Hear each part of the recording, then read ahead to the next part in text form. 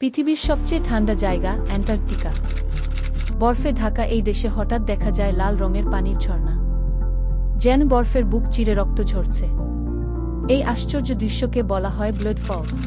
কিন্তু কেন এই লাল পানি? আজ জানবে এই রহস্য। অ্যান্টার্কটিকায় টেলর গ্যালোর আইসের মাঝে হঠাৎ দেখা যায় এই লাল পানির প্রবাহ। 1911 সালে অস্ট্রেলিয়ান বিজ্ঞানী গ্রিফিথ টেলর প্রথম এই ঝর্ণা আবিষ্কার করেন। প্রথমে সবাই ভেবেছিল বরফের মধ্যে কোনো লাল শ্যাওলা বা কোনো রক্তাক্ত প্রাণী, কিন্তু পরে জানা যায় এই পানির লাল রঙের আসল কারণ হচ্ছে লৌহের অক্সিডেশন। প্রায় 50 লাখ বছর আগে এই গ্লেসিয়ারের নিচে একটা প্রাকৃতিক লবণাক্ত হ্রদ ছিল, যেটার পানি ধীরে ধীরে বরফের চাপের নিচে আটকে যায়। সেই পানিতে প্রচুর আয়রন ছিল। যখন সেই পানি বাইরে বের হয়, তখন বাতাসের অক্সিজেনের সাথে বিক্রিয়া করে রক্তের মতো লাল হয়ে যায়।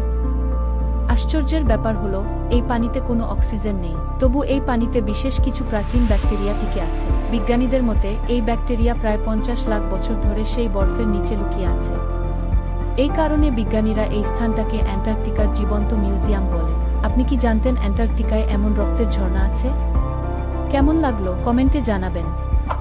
আর এরকম অদ্ভুত ও রহস্যময় ভিডিও পেতে এখনই সাবস্ক্রাইব করুন অজানা দুনিয়া চ্যানেলটিতে।